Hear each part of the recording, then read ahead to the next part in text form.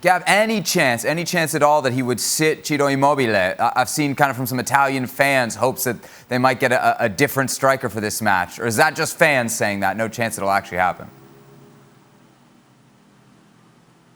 I think it's highly unlikely. A lot of people may have wondered about why Ciro Immobile, in those matches when he was missing goals and he was having a difficult time with his finishing, why he stayed out on the pitch for so long.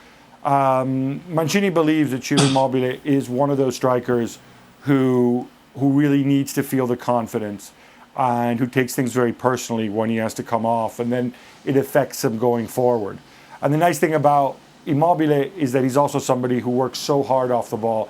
He does so many things off the ball that are really important to Mancini. So for that reason, at some point, if he keeps missing chances, he will come off in the final. There is no tomorrow. It's a one-off game. But you also have to remember, the alternative to Immobile is Andrea Belotti, who also works hard, but is a far more limited player, I think, than Immobile. I would have loved to see Raspadori in certain games, but, he's just a kid. I think he has 2 caps at this point. If we haven't seen him until now, except for those few minutes against Wales, I would expect it's highly unlikely that we'll see him in the final. Jules, what about the England side? What about Southgate? We saw him make a change from the quarterfinals to the semifinals. Could we see another change for Sunday? I don't think so. I think he will start with exactly the same team that started against Denmark, with Shaka on one side and Sterling on the other side. As we've been saying, I think this battle between the English wingers and the Italian fullbacks, Di Lorenzo against Sterling and then Shaka against Emerson, probably, very likely, will hold some of the keys of that game with the midfield, of course. So I think Southgate is not going to change anything. We'll see Rice and Phillips there. We'll see Mount, and Mount probably will have a big job to do defensively on Jorginho when Italy have the ball, to prevent Jorginho from having an impact on the game. And we saw against Spain that if Jorginho is out of the game, then you take a lot away from the way Italy are playing and the way they play from the back and they build the play and they link a play. So I expect Man to have a big job to do without the ball for England, and then I think the back four once again will stay the same. That can be a problem, if you charge a Chelsea player to mark another Chelsea player. How are you going to respond? How are you going to fight?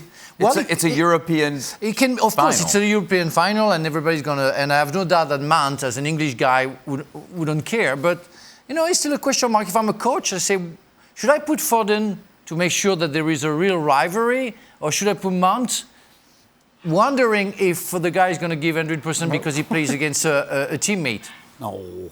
Well, no. Somebody shoot this down quickly. Seriously, it's like, thanks very much for putting my teammate against me. Right. 100%, absolutely. You couldn't wait, right? I can't wait to get one up on this guy, because next time we turn up at training, he's getting it. No, but you're British, and I can understand you, and no problem with that.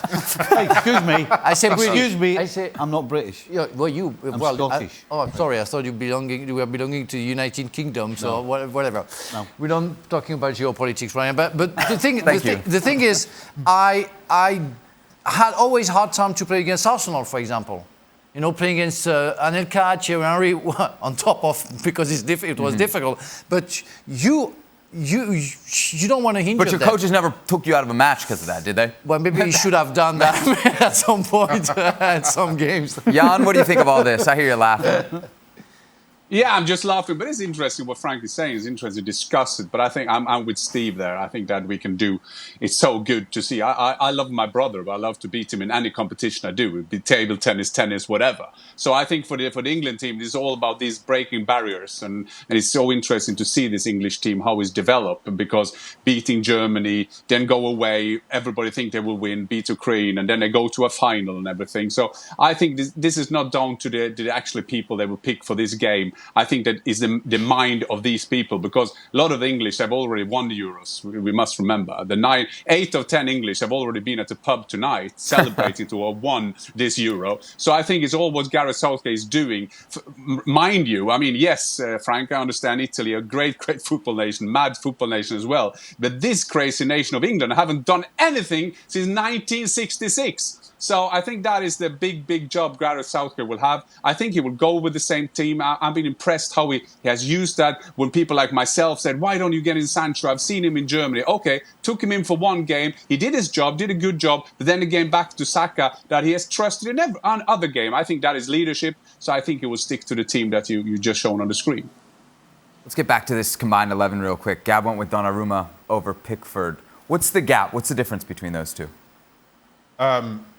Between those two, just as goalkeepers, it's huge and growing. The gap between their performances this tournament, I continue to believe that Pickford shows his best form in an England shirt, and he's been good. There have been errors that have gone unpunished, but I don't think you can make that accusation around Donnarumma this tournament either. So that for me is an easy decision. You think this game comes down to something from the goalies? No. No? I think there's far too much talent on the field, and that's where it will be decided. All right, Gab has England winning on penalties, so how do we explain that when you went with Donnarumma over Pickford? Well, for me, I'd be very clear. As I've done throughout this tournament, I have applied the Casey Keller principle, and it works. It worked in the last round. I picked Spain and Italy to go to penalties with Spain winning, and it worked out fine for me. So I am happy and satisfied with this prediction because I will look clever one way or the other. Look at that. Gab, always clever. So Gab went what? He went 1-1, England to win on penalties. We got Jules, England to win 2-1. Steve Nicol also, I think, jumping on the picking against what he wants. He's got England 2-1, right? That's definitely you picking against what you want. But I think being at home is a huge advantage. And Jan, what's going to separate them. Jan, by the way, the only person who's not on the Italy bandwagon. From jump with Italy, he's got them winning in penalties after a 1-1 draw in regulation. Thanks so much for watching ESPN on YouTube. And for more sports highlights and analysis, be sure to download the ESPN app. And for premium content and live streaming, subscribe to ESPN Plus.